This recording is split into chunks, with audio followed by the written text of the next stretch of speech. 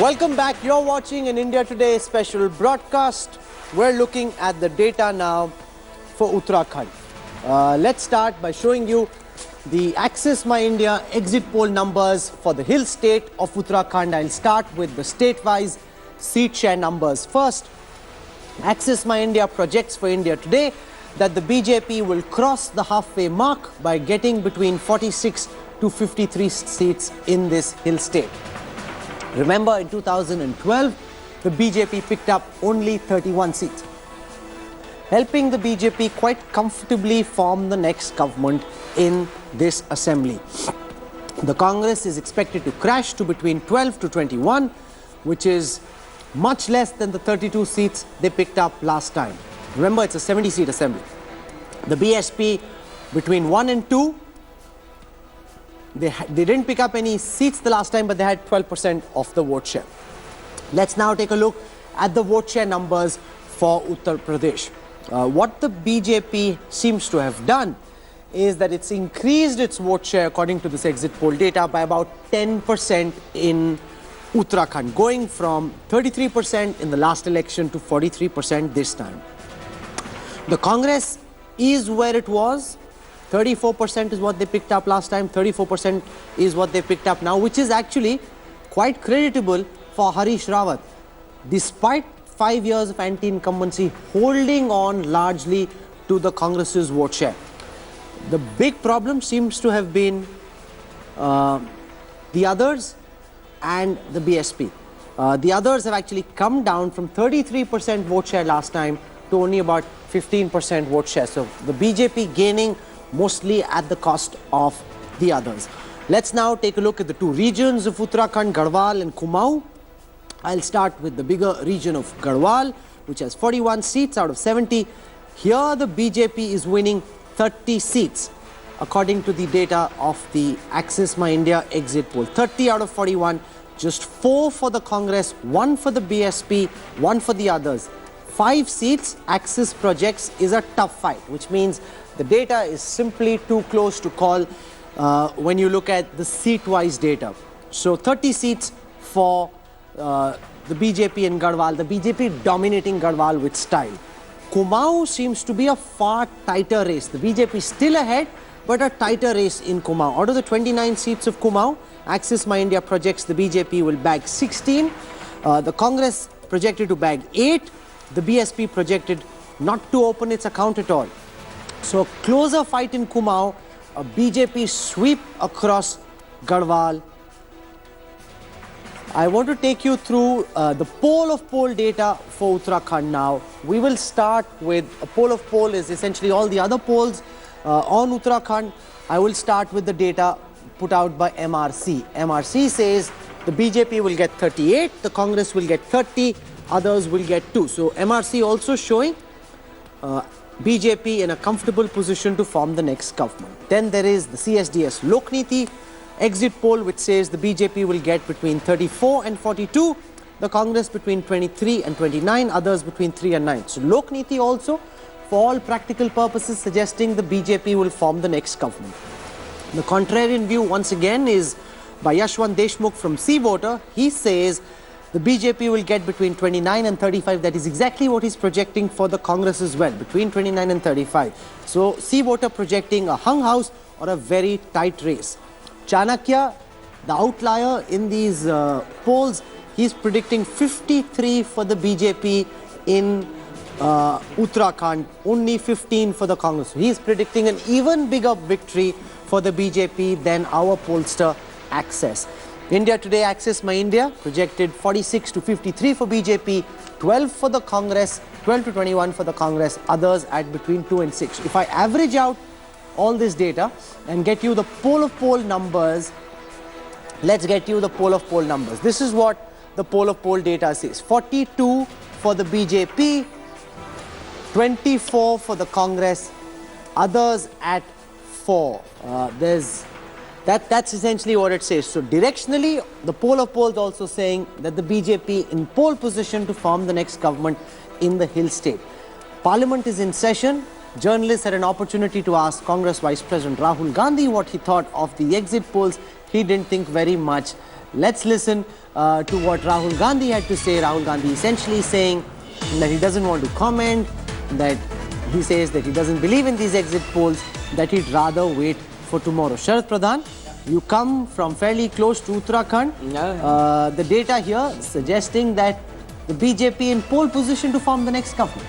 It's very evident. You know, if you look at Uttarakhand, ever since Uttarakhand was created, it's shown the kind of, you know, it is always the negative vote which brings the, it is anti-incumbency against somebody who was there. Then the next time it is it's between the Congress and the BJP. It's been happening every time. But what has happened in Uttarakhand, you know, the people in general, they are quite disillusioned with, and generally Uttarakhand has a very good literacy rate. And you find a lot of youth there, very active youth. They seem to suggest that there has been rampant corruption in Uttarakhand. Whichever government comes, they are only into money making, and they blame it, of course, on UP. They say all the buri aate hain, sab UP wali hamare yahan aa gayi hai. So, you know, all that culture of lal batti, gadis, acquiring wealth, mining is a huge, then illicit liquor. These are the kind of things, and which are being patronized by whichever government is there in power. So, and you know, it has, this is how it is working, and it is only the anti-incumbency which gets people to ride on to power. There has been a cyclical trend in Uttarakhand. Yeah. 5 years for the BJP, 5 years for the Congress, and that seems to be That's how it's been going. But Rahul, since we are saying if this data is correct, and that's a big if, and I believe mostly exit polls get it wrong, and even though Access gets it right. Thanks for that but vote of confidence. But the directional wind of the exit polls leads me to believe that actually the opposite will happen. So I think, I'm not sticking my neck out or anything, but I think we should be prepared to see some of these exit polls are you know, wrong tomorrow. Uttarakhand, I think what has happened is really interesting is that all of the Congress moved away to the BJP, and the Congress fought a Harish Rawat versus Modi campaign. And Harish Rawat himself personally, I don't know if you have any data on this, does not have very high anti-incumbency. The Congress was unpopular. No, but that's very clear from the data. If he's picking up 34% of the vote share, which is exactly what they picked up last time, it shows that Congress has held on. The BJP has picked up, but the BJP is picked up from the others. So a lot of the other floating votes seems to have floated towards the BJP. I think it may not be very surprising if Harish Rawat brings a surprise in Uttarakhand. Okay, you think that Harish Rawat could spring a surprise? Rahul, I must confess that I didn't report out of Uttarakhand, so my knowledge about the state is limited. But I again go back to the point that in a state where Congress is in contest with the BJP, the reason it is in contest is because of a strong local face. Like Punjab, Harish Rawat is a strong local face. And I think if Congress loses, the leadership, the central leadership should introspect about the way they managed the state in the past 5 years. They first appointed Bahuguna, then after the natural calamity disaster, they brought in Harish Rawat. If he had a full 5-year term in Uttarakhand, maybe things could have been different for the Congress. That's all. No, that makes, what Prashant says makes a lot of sense. And Congress, the central leadership has to own, I think, should own responsibility. What has been happening is, whenever it is the win, then all the credit goes to Rahul Gandhi. When they lose, the blame is passed on to somebody else. It becomes interesting if you compare with the BJP and Modi, where the BJP is doing well in the states because Modi has a central narrative, a central figure, is popular, and the states are picking up. So you need a strong leader. But again, you need a strong, this also again shows you the vulnerability of the BJP. The fact that it needs Modi to win every state election. Absolutely. Is BJP becoming the new Congress where it does not have strong local leaders who can, in the long run, win you elections? Something like, and I think the Indira Gandhi days of the Congress. Modi's Indira Gandhi. So this is going to have long-term implications for the BJP in 10 But years. You know? as of now, it seems to have good implications. Yeah, of course. Politics is going forward. for the They need immediate. to build another line, but that's where they believe they're creating the likes of a Fadnavis, a Raghu Bardas, and the others. Let's now move to Goa. Let's take you through the seat share data for Goa. These are the projections of the Access My India pollsters for Goa. Remember, Goa has 40 assembly seats. Out of these 40, Access My India projects for India Today that the BJP will bag between 18 and 22. So on the lower end of that spectrum, the BJP may not get a majority. On the upper end of the spectrum, the BJP will be comfortably placed to form its own government. 20 is the majority mark. Axis projects for Congress between 9 and 13. It picked up 9 seats in... It picked up 9 seats in... There's something wrong with that data. We'll correct that particular graphic. It picked up 9 seats in 2012. AAP between 0 and 2 in 2017. AAP, of course, was not existent in 2012. The MGP between 3 and 6. Again, the MGP, the Shiv Sena and the SV together, expected to bag between 3 and 6. Let's now look at the vote share percentages for Goa. The vote share percentages for Goa suggest that the BJP's vote share is coming down from 41.4% to about 35% in Goa. The Congress's vote share going up from about 31% to 32%. The AAP picking up between 0 to 8%. The MGP picking up between 0, going up from 0 to 11. So essentially what's happened is, because the MGP, which was earlier with the BJP, is separate this time, they've taken away enough votes from the BJP to ensure the BJP doesn't win comfortably. But because the AAP is in the fray this time in Goa, they've taken away just enough of the vote to ensure that the Congress doesn't win. Otherwise, the Congress would have won. That's essentially in sum what's happened in Goa. I want to go across to Nishank Pokhriyal. Nishank Pokhriyal is one of the BJP's stalwarts in Uttarakhand. He's been chief minister in the past. If the BJP were to form the government comfortably, as the Axis My India exit poll is suggesting, Nishank Pokhriyal would be amongst the front runners to be chief minister. He's a former journalist also. He's joining us on this broadcast. Pokhriyal Saab, welcome.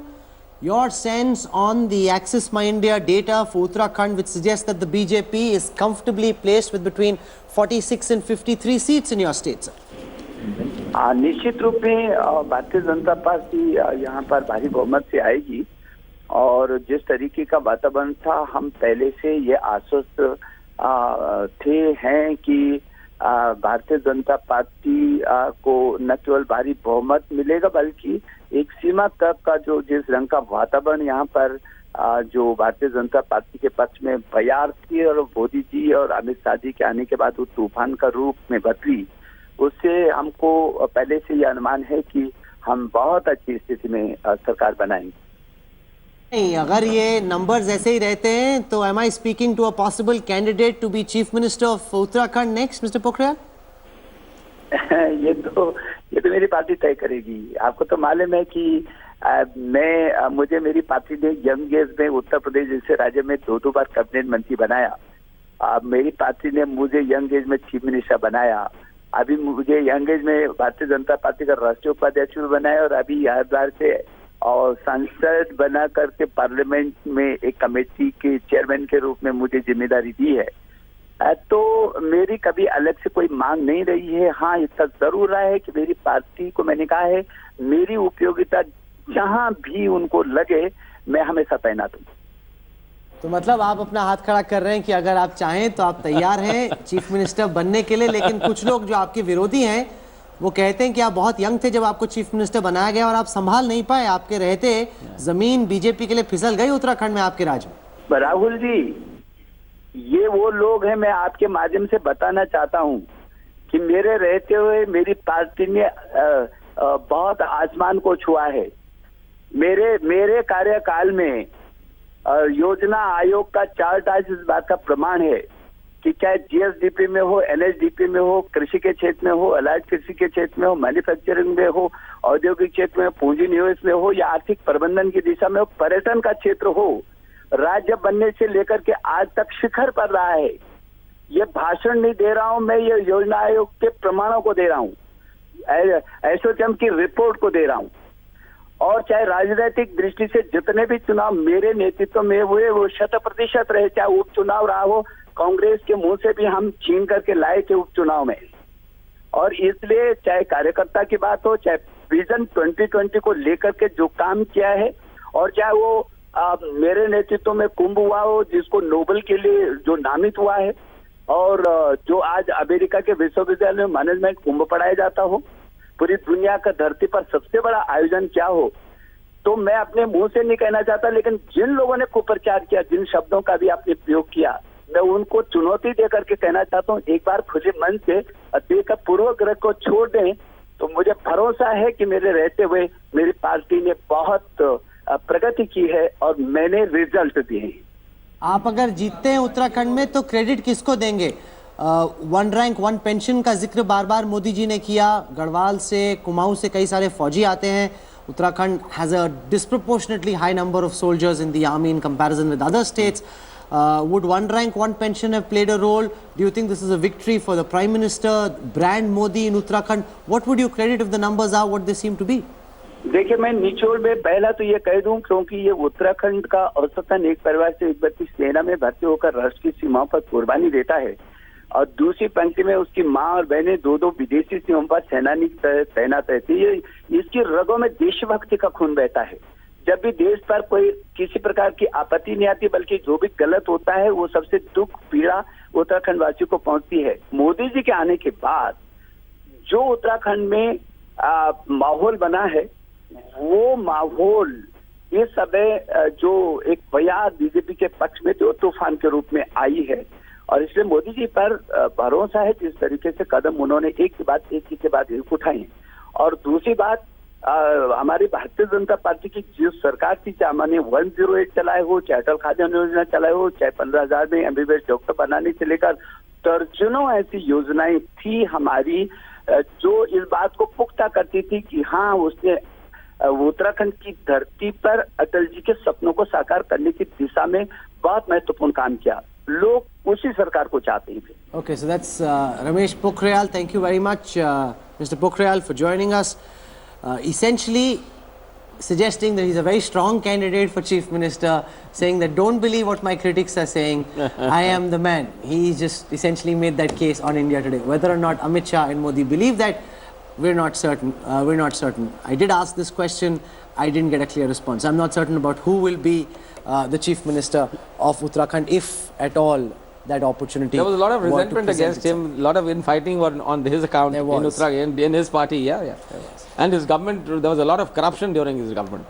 So those are very serious charges. Yeah. The other thing that I heard is that they want somebody with a very strong RSS background. They want somebody with a very strong RSS background in Uttarakhand. They believe that will help keep the moral core more where they'd like it to be. We're slipping into a quick break. Lakshmikant Parsekar, Chief Minister of Goa. If the BJP were between 18 and 22, where does he see himself? Is Parrikar going back to Goa?